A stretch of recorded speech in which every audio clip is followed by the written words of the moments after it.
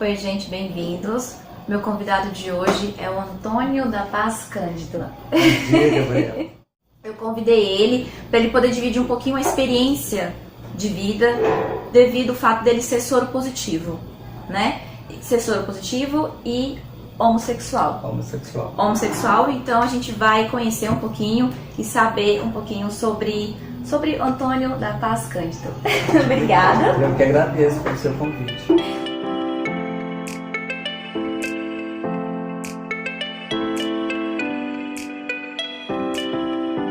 Você é do interior da Paraíba. Eu sou do interior da Paraíba, uma cidade chamada Serraria. Serraria. Só nasceu lá? Só nasci lá e me criei em Quirinópolis. Na região, aqui na cidade da mesmo? Região do Vaca. Na região do Vaca, Isso. Né? A sua infância você morou com seus pais? Morei com meus pais, até os 12 anos de idade. Uhum. Eu morei com meus pais, minha mãe faleceu em 1970. Eu tinha 12 anos de idade quando ela faleceu. Então você perdeu primeiro a sua mãe, depois? 9 anos depois eu perdi meu pai, em 1979. Quando a sua mãe morreu, você foi morar? Com os meus avós maternos. Ah, você foi morar com seus avós maternos, você não Sim. ficou morando com seu pai, então não? Meu pai também estava junto. Estava junto também? Sempre. Depois você veio morar na cidade? Depois vim morar na cidade, até meus 13, 14 anos. Você ficou aqui até quantos anos? Até meus 16 anos. Até seus 16, aí você foi pra onde? Eu fui morar em Goiânia para estudar, em Goiânia. E você queria fazer o quê? Estudar o quê lá em Goiânia? Até então eu estava à procura de alguma coisa, mas eu resolvi fazer técnico em enfermagem. Mas você já queria fazer ser técnico em enfermagem mesmo ou surgiu por acaso? Não, surgiu por acaso. Ah, é? O convite de um amigo meu que era enfermeiro, ele me sugeriu que eu fizesse o curso e eu fiz o curso e deu certo. Eu me apaixonei pela área e estou até hoje. Ah, então você entrou então por falta de opção. Falta de opção. E aí acabou gostando. Acabei que eu me encontrei dentro da profissão. E de lá você foi para outro lugar, trabalhou em outros lugares? De Goiânia eu fui para Caiapônia. Eu trabalhei no Hospital do Caiapônia onde? Goiás. Goiás. Eu trabalhei no Hospital do Câncer de 80 a 86. De lá eu fui para Caiapônia, Goiás. Trabalhei por 8 anos no Hospital Maternidade lá. E assim, depois eu voltei para Quirinópolis e continuei no Hospital Municipal de Quirinópolis. Desde então você Desde trabalhou? então eu trabalho no Hospital Municipal. Trabalhei lá por 13 anos na emergência. Depois eu vim para a Secretaria de Saúde, onde eu estou até hoje. Porque às vezes a gente tem uma dúvida em relação a como pronunciar a palavra, né? Então, a sua opção, a sua orientação, desculpa, não é opção, é orientação, né? Orientação. A orientação sexual. Homossexual. Você é homossexual. Sim. E quando foi que você começou a perceber que você tinha essa orientação? Olha, Gabriela, a partir dos meus 7 anos eu já tinha uma noção que eu era diferente. Você era diferente? Mas essa compreensão, ela veio bem depois dos 15, 16 anos, é que a gente tem uma compreensão maior. Uhum. Até então a gente tem aquela dúvida do que eu sou, né? Então, existiu uma questão de crise existencial, por exemplo, eu não consigo me encaixar. Às vezes meus coleguinhas homens, eles têm umas atitudes e eu não consigo ter essas mesmas atitudes que eles. Sim, essa confusão, né? Esse conflito a gente sempre tem. Acho que todos os homossexuais têm esse conflito. Por que ele é diferente? Até que ele entende da sua identidade, né? Até que ele se encontre a sua identidade, a gente tem esse conflito. E é natural dos adolescentes também esse conflito, né, da sua sexualidade, até se definir quem ele é realmente. Mas foi tranquilo, não foi tão... Foi tranquilo para você? Para mim foi tranquilo. Dentro de casa, seus pais percebendo que você tinha um comportamento diferente, às vezes que você tem irmão. Tem irmãos. Então, irmãos, homens. Homens. Então, às vezes você não tinha o mesmo comportamento que seus irmãos homens, as mesmas atitudes. Completamente diferente. E os seus pais, eles notavam isso, conseguiam compreender, era atencioso? Como meus pais morreram antes dessa orientação aparecer, eles não tiveram essa noção, né? Mas os meus irmãos entenderam muito bem, eu nunca tive problema com meus irmãos, a gente tem uma convivência muito boa, muito respeitosa. E eles têm o maior carinho por mim, corresponde tudo isso normal. Dentro da escola, na época da escola? Alguns conflitos, mas não tão grandes. Que não te incomodavam? Não me incomodavam. Não te incomodavam. Então você demorou um tempo de 7 anos, você falou, então foi em torno de 8 anos. Isso. né? Para você começar a entender a sua condição e saber que você era uma pessoa que gostava de pessoas do mesmo sexo. Até porque a nossa sexualidade ela começa a amadurecer a partir dos 13 anos de idade. Dos 13 anos. Né? Eu não sabia disso. Eu achava que assim, eu vejo que a partir dos 7 anos que a criança começa a entender, mas então a partir dos 13? A partir dos 13 começa a amadurecer quando começam as modificações do nosso corpo, o crescimento da mama, que incomoda às vezes um pouco, aquelas coisas, ali começa o início do amadurecimento da nossa identidade sexual. Então foi com 16 anos que você falou, realmente, eu tenho essa orientação. Sim. E tá tudo bem. Tá tudo bem. Tá tranquilo. Sentiu preconceito em algum momento da sua vida? Sim, sempre tem, né, Gabriela? Sempre a gente passa por alguns preconceitos, mas a gente tem que entender que as pessoas também têm essa confusão, né? Eles não entendem muito. Por que o ser humano tem essa identidade, né? Hoje é mais tranquilo, porque já foi mais estudado, já foi mais compreendido. Mas na minha época, aos meus 16 anos, isso era muito tabu. Isso foi 40 anos atrás? Com certeza. O tabu era muito maior. Hoje não, porque já foi muito estudado, hoje já tem suas identidades, tem uma diversidade de identidades aí definida pelos cientistas, pelos psicólogos e psiquiatras, né, que estudam muito essa parte. Então, hoje é muito mais tranquilo você entender o que é uma identidade da sexualidade. Né? Às vezes as pessoas têm preconceito em relação à sua orientação. Isso não atrapalhou em nada na sua vida. Você nunca deixou, por exemplo, de sair para algum lugar, você nunca deixou de se relacionar com alguém, você nunca deixou de agir como você normalmente? Não, nunca tive esse problema. Eu vejo alguns depoimentos, alguns amigos que tiveram vários conflitos com a família, mas eu, graças a Deus, eu fui uma pessoa abençoada, eu nunca tive esses conflitos, não. Né? Eu entendi logo como eu era, me assumi sempre muito cedo também, mas a família aceitou muito bem e eu não tive esses problemas. Você já casou? Nunca. Nunca casou? Nunca quis casar? Nunca quis casar, sempre na minha condição mesmo de homossexual, não fiz um casamento, não. E nunca teve vontade de ter filhos? Não, Você não tem essa vontade? Eu não tive essa vontade, até porque eu acho isso um pouco meio conflituoso, você criar filho no meio de tantas diferenças, talvez eu pensava muito desse lado. Assim. Então você tem essa preocupação? Eu sempre tive essa preocupação por causa da criança, como ela ia entender isso, né? Não sei como ia reagir. Entendi. Às vezes assim, a questão de como é que você ia educar essa criança, sendo que a gente tem uma sociedade conservadora, né? Que tem teu pai, a mãe. Tem que ter um padrão, né, social.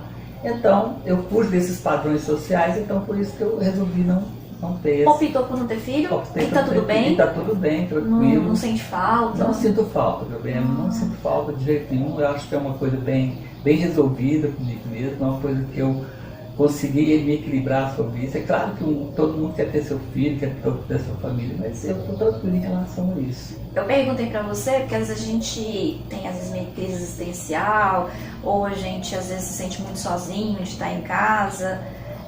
E eu perguntei pra ele uma vez e ele falou assim, como ele é uma pessoa que vive sozinha, mas tem amigos e tal, mas dentro de casa é só você, você não se sente só. Não me sinto só. Né? Eu convivo muito bem com a minha solidão, com o meu estar sozinho.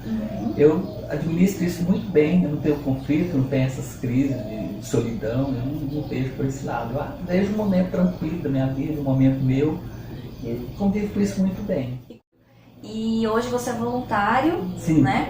E quando você não está trabalhando, o que você gosta de fazer? Eu gosto de ler, ver televisão, alguns programas são didáticos. Eu me interno por isso. Você teve contato com o vírus da AIDS, né? Há 18 anos. Há 18 anos. Há 18 anos. Como foi que você descobriu que você tinha o vírus dentro de você? Qual que foi o sentimento, a reação quando isso aconteceu? Como eu já trabalhava no programa de DST AIDS, eu investigava todos os casos, e eu descobri que um dos rapazes da época que eu estava investigando, nós tínhamos se relacionado. E com isso eu fiz o meu exame e realmente deu positivo.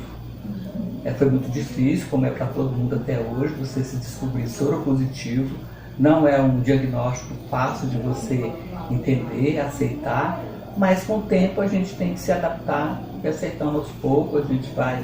Na minha época era muito mais difícil, que a medicação era mais complicada, né? Mas hoje já é muito tranquilo sobre isso, tem um medicamento eficaz, não tem tanta medicação igual era antes, mas foi muito conflituoso no primeiro momento. Foi difícil para você? Foi muito difícil porque a gente tem vários pensamentos, né? De como como vão me ver, né? Como a sociedade vai entender isso, como a gente tem um sentimento de culpa, um monte de conflitos que a gente tem que passa um monte de coisa na cabeça, né? Mas pelo meu conhecimento na área de saúde, eu acho que isso foi mais tranquilo para mim, como não é tão tranquilo para uma pessoa que é totalmente leiga.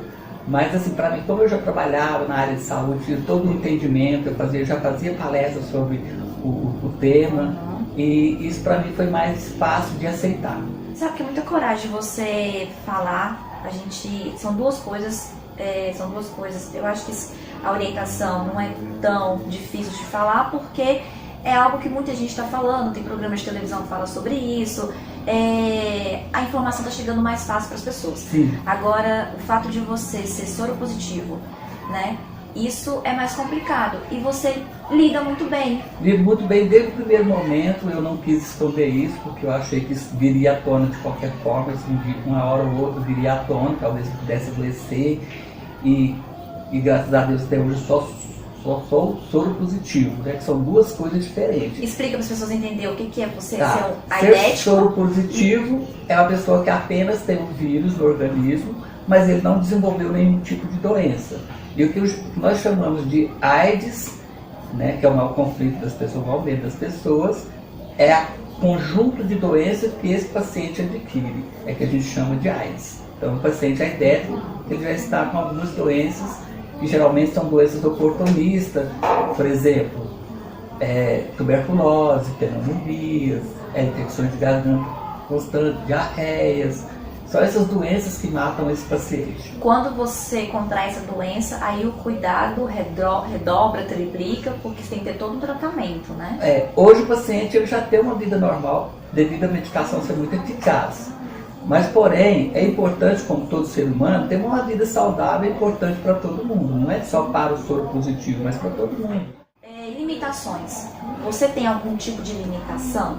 Não temos um tipo de limitação. Você leva a sua vida normal.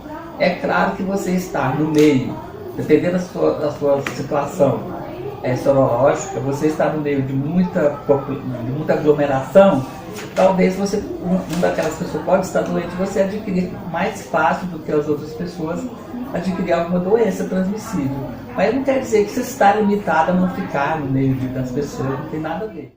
Às vezes a pessoa acha que encostando vai contrair e tal. E não é assim, né? Não é. Quais são as formas que a gente pode contrair o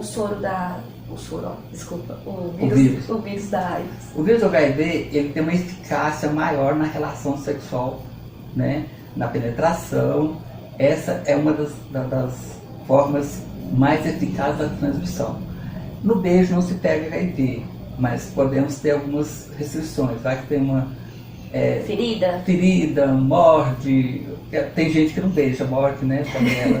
E às vezes pode sangrar a boca, essas coisas. Aí pode ser que aconteça, né, uma transmissão. Mas é muito difícil, até porque a boca, por causa da saliva ser ácida, não é um local da presença do vírus. Portanto, a transmissão pelo beijo é quase que inexistente. Mas uma vez ou outra pode acontecer. Pode acontecer, então também tem que ter esse cuidado também. Tem que ter esse cuidado também. Através de sexo anal, contrai? Sim, anal, oral. Oral também? Oral e vaginal. Tanto a mulher fazendo no homem, quanto o homem fazendo na mulher. Exatamente. Pode contrair, então tem que ter esse cuidado sim. também. Porque você contrai o vírus através dos líquidos, né, que sai ali no órgão genital, que ele é bastante contaminado, está muito presente esse vírus nesses líquidos, e aí a pessoa pode sim contrair o vírus. Você falou a questão dos cuidados e tem que tomar medicação todos os dias. Todos os dias. Hoje é uma forma única, apenas um comprimido ao dormir, quando vai dormir, ele toma um comprimido só. Antigamente era até chamado de coquetel. Esse comprimido é para quê? É para evitar a multiplicação do vírus no organismo. Então ele controla a multiplicação dentro do... Exatamente, ele controla a multiplicação. Antigamente o medicamento era chamado de coquetel, até porque eram vários comprimidos que o paciente tomava, daí o nome ser um coquetel de medicamento. Com o avanço da medicina, isso já está mais tranquilo. Hoje é apenas um comprimido que se toma. Só um comprimido à noite, sem efeitos colaterais, muito mais brando do que antigamente, mas porque mudaram o nome agora, chamado de antirretroviral. Antigamente era conhecido como coquetel. Você ministra palestras sobre doenças sexualmente transmissíveis. Você falou que o nome trocou. IST. IST, o que é IST? Infecções sexualmente transmissíveis. Apenas fez essa mudança, eu estava estudando sobre isso, para amenizar a palavra. Quando você fala doença sexualmente transmissível, dá a impressão que assusta. Assusta você, dá a impressão que ele está doente, né? E às vezes ele só está com uma infecção, que é totalmente tratada, curável. Então, para amenizar a palavra, o sentido da palavra, se colocou agora infecções sexualmente transmissíveis, ISTs. E essas palestras que você ministra de forma voluntária? De forma voluntária. Há quanto tempo você faz isso? Já há 18 anos. 18 anos também. Foi antes de você ter contraído o vírus? Foi antes que você começou. E aí depois que você começou a ministrar essas palestras, você percebeu a curiosidade às vezes das pessoas em querer saber como que porque às vezes a gente não tem às vezes as pessoas não têm coragem de perguntar, e às vezes no momento daquela palestra ela fica sabendo muita coisa e esclarece muita coisa também. Sim, a palestra é exatamente para esclarecer como funciona essa transmissão. Claro que as pessoas, quando falam de sexualidade, eles ficam muito travados, né? Tem dificuldade de fazer pergunta e tudo. Mas a gente tenta fazer uma abertura, tenta estimular, e a gente passa toda a informação corretamente conforme o Ministério da Saúde orienta. Por que você acha que as pessoas têm dificuldade de falar sobre sexo, sobre relação sexual? Essa dificuldade ela já vem desde muito tempo, isso é cultural, né? Não se fala sobre sexo em casa, né? As mães têm dificuldade de falar sobre a sexualidade em casa para os filhos. E termina descobrindo sozinho mesmo na rua, de outras formas, com amigos, hoje através da internet, né? E às vezes de forma errada, né? E muito complicado isso. Mas então as escolas hoje ajudam muito com essas orientações, né? Hoje as escolas já têm esse papel de estar orientando como funciona a sexualidade humana, para facilitar esse diálogo, né? Uma pessoa hoje, então, ela morre de AIDS, né? Se ela quiser. Se ela quiser. Se ela não se cuidar, se ela não se tratar e realmente... Exatamente. Hoje o tratamento é muito eficaz, as medicações são muito eficazes, mas tem aqueles, né, pessoas que não se tratam direito, tem problemas com drogas, né? Tem problemas com álcool e droga, tem abuso dessa substância, e se interfere muito no tratamento do paciente, porque quando ele está bebendo, ele vai esquecer de tomar a medicação corretamente, e isso interfere sim num bom tratamento. Se ele não tem cuidado nem com ele, né? Aliás, eu acho que o abuso de álcool e droga, isso é desnecessário e prejudicial para todo ser humano, né? Mas claro que para o paciente que já tem um problema, já tem um tratamento, tem que ser totalmente retirado isso da vida dele, né? Se ele quiser realmente viver bem. Se ele quiser realmente ele viver tem que fazer essas com escolhas qualidade, também, né? Ter qualidade de vida, tem que realmente fazer essa escolha. Você acha importante falar sobre esse assunto? Acho muito importante, tem que se falar muito, e tem que falar muito mais do que a gente já fala, né? Apesar que a mídia está sempre falando de vez em quando, mas eu acho muito pouco, porque o vírus continua ainda matando muita gente no mundo, né? É claro que o governo tem feito a parte dele, tem feito a distribuição de preservativo gratuito, o tratamento é todo gratuito, né? O Brasil é o único país do mundo que faz o tratamento do HIV totalmente gratuito pelo SUS. Nós somos um país que está na frente dos outros países sobre isso, e o paciente hoje tem todo um apoio, né, para o tratamento dele. É uma equipe multidisciplinar, né, que acompanha esse paciente, com odontólogo, urologista, infectologista, enfermeiras padrões. O governo dá todo esse apoio com essa especialidade. Todo esse apoio.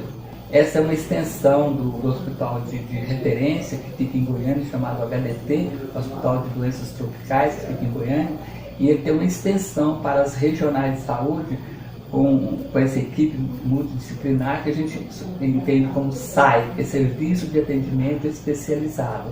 Então, esse SAI ele atende os pacientes que estão em tratamentos de ambulatorial, não precisa de internação. Agora, quando o paciente precisa de internação, ele tem que ir para a capital e se internar no Hospital HDT, que é o hospital que recebe esses pacientes mais graves para reverter o quadro, né, das infecções.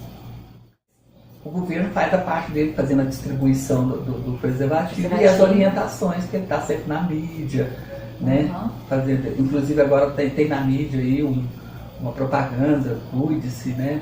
Cuidado com o HIV, onde tem um rapaz que fica numa corda bamba com a fita nos olhos. Já vi, já. É uma propaganda até muito bonita, até muito bem elaborada, mas o governo sempre faz, todo ano ele joga na mídia algum tipo de, né? Principalmente no 1º de dezembro, na época de dezembro, que é o Dia Internacional da Luta contra o vírus do HIV, em que o mundo 1º está... de dezembro? 1º de dezembro, é o dia da luta, é o dia Nossa, então quase deu certo a gente publicar essa exatamente. entrevista no dia, quase. Né? Entendeu? Foi coincidência, mas realmente 1º de dezembro é o Dia Internacional da Luta contra o vírus do HIV, onde tem aquele lacinho vermelho, né? As pessoas que é o símbolo do programa, símbolo da mobilização, né? Você falou a questão do menino da corda bamba, da corda, né, da propaganda, e sempre as propagandas é sempre com jovens, né? Porque não aparecem muitas propagandas com gente idosa, né? Idosa, não aparece. Mas assim, como a qualidade do idoso melhorou muito, e tem os medicamentos hoje, né, que são os chamados, deixa eu falar, pra aumentar o libido. Os famosos comprimidinho azul, né? Então os idosos hoje usam muito dessa substância para melhorar o seu desempenho. A qualidade de vida do idoso hoje é bem melhor do que antes, né? Então, com isso também eles se contaminam até mais do que os jovens. Porque os idosos eles já têm um hábito de fazer sexualidade sem o uso da camisinha. Então tem que ter um cuidado muito grande, porque os idosos então contraem mais? Até mais, né? Porque eles têm o hábito de fazer sexo sem a camisinha. Os jovens, apesar de que a estatística mostra de 15 a 34 anos são os mais contaminados, mas os idosos também teve um aumento significativo, até me parece que 16% o aumento de idosos contraindo essas infecções, exatamente porque o desempenho do idoso hoje é bem melhor, né, sexualmente, né, trabalha essa parte hoje nos idosos, para melhorar a sua qualidade de vida, também a sua sexualidade, e com isso, com certeza vai ter mais contato, né, e aí acontecem as infecções. Quando ela era jovem, né, às vezes ela não tinha essa doença nessa época. Não existia. Não existia, e aí a pessoa, quando chega na fase, na idade, na melhor idade, que as pessoas falam, acha que também aquelas pessoas também que estão ali se relacionando com elas não têm a doença, né? Não tem a doença. Nossa, então é muito importante, além... Então, os idosos também têm o cuidado de usar preservativo. E o ser humano tem um sentimento quase que generalizado. Isso não acontece comigo, só acontece com o outro. Né? Não sei por que o ser humano pensa dessa forma, mas sempre tem esse pensamento. Isso não acontece comigo. Acontece com o vizinho, com o outro, mas comigo não. Então tem que tomar cuidado, porque também pode acontecer também com a gente. As mortes por HIV ainda morre muita gente, né? Acontece que a gente não fica muito sabendo, porque como o exame é de sigilo, né? E o sigilo ele é até pós-morte, né? Então a gente não tem essa visão que está morrendo gente, mas morre muita gente ainda. Bastante gente. Você fez uma observação que você está muito feliz, porque esse ano em Quirinópolis não teve nenhum paciente que deu entrada. Exatamente, né? Gabriela. Eu estou falando que esse ano, para mim, é o ano da graça de Deus. Que, veja bem, eu até tinha visto que eu ficava desanimado, gente, tanto que eu falo sobre isso e as pessoas parecem que não me ouvem, mas esse ano parece que Deus me ouviu. Até hoje, até nesse momento, nós estamos falando aqui agora, Quirinópolis, eu não tive nenhum paciente que foi inserido para tratamento de HIV em Quirinópolis. Eu estou dizendo que mora em Quirinópolis, que reside em Quirinópolis. Os pacientes que deram entrada no sistema para tratamento são pacientes que vieram de fora. Porque hoje nós temos uma gama muito grande de pessoas que vêm de fora para trabalhar nas usinas. E somente acho que 3 casos deu entrada esse ano, mas todos os pacientes importados são pacientes de Quirinópolis, são de fora. Mas de Quirinópolis até o momento ninguém deu entrada. Nenhum deu entrada com HIV. Isso é consequência de um trabalho seu junto com outros? Eu acredito que sim. Eu acredito que é consequência do trabalho que a gente faz nas escolas, faz nas empresas, né? Faz todo ano, eu estou sempre nessas empresas com maiores números de profissionais. A gente vai fazendo esse trabalho de orientação e a gente acredita que isso tem feito um efeito realmente positivo. E quanto mais a gente falar, mais pessoas vão estar informadas, mais pessoas vão estar sabendo sobre essas infecções, né? E tomar cuidado. Porque assim, quando você deixa de falar, cai no esquecimento, as pessoas acham que isso não está acontecendo mais. As pessoas brincam e falam assim que você não tem problema. Não. Que você... Eu sou muito feliz. Você está muito feliz, está muito tranquilo. E isso às vezes incomoda as pessoas, né? Porque às vezes você vai estar sempre sorrindo, sempre leve. Cada um tem seu equilíbrio, né? Cada um tem seu equilíbrio. Né? Tem pessoas que fazem tempestade no copo d'água, né? E eu sou uma pessoa assim, eu não sou uma pessoa de estar guardando problema. Vai aparecendo, eu vou resolvendo. Não é que eu não tenho problema. É que a gente tem que dar solução aos problemas para não somatizar esses problemas e depois ter um monte de problema para resolver ao mesmo tempo e você não conseguir. Todo problema que chega até a gente, eu acho que o ideal é que você vai chegando, você vai resolvendo. É como se fosse dívida, né? É como se fosse dívida. Se você chega uma notinha, você não paga. Chega outra notinha, você não paga. Chega água de luz, você não paga. Chega água de energia, você não paga. Você somatiza uma quantidade enorme de dívida e depois você se afunda. Problemas da nossa vida são a mesma coisa. Chega uma doencinha, você não trata. Chega uma outra doença, você não trata. Quando você vê, você está totalmente doente, né? Então é assim, a gente tem que se cuidar. Então cada um tem aquilo que escolhe na vida. Tem que escolher na vida. Você tem que cuidar da sua saúde, tanto da saúde física e mental, né? Como da saúde econômica também, que é muito importante, porque todas elas podem trazer problemas de saúde, problemas psicológicos. Quanto suicídio a gente não viu por aí? Por que ele morreu? Não, morreu porque devia tanto, não deu conta de pagar as dívidas, suicidou. É um problema sério. Suicídio hoje no mundo é um problema muito sério, né? Vários jovens, idosos, perdendo sua vida, né, através de suicídio. São problemas que eles não conseguiram resolver, foram somando esses problemas, né? Foram procrastinando os problemas. Exatamente. Nossa vida é cheia de problemas, todo mundo tem problema, né? Não sou diferente de ninguém, sou igual a todo mundo. Tem sim meus problemas, mas eu costumo falar que a gente tem que resolver os problemas. Antônio da Paz Cândido, mais conhecido como Toninho. Exatamente. Né? Foi o meu convidado e eu agradeço muito por você ter me dado essa entrevista. Obrigada por estar dividindo com as pessoas a sua condição, as suas experiências e acho que o seu sobrenome tem tudo a ver com você, uma paz. Muito obrigado, que continue assim, né? E continue assim. Muito obrigada. Eu que agradeço. Não esquece, por favor, de curtir a página no Facebook, se inscrever no canal no YouTube, Conversando com Gabi Félix, e compartilhe esse vídeo também, tá? Obrigada, tchau e até o próximo vídeo.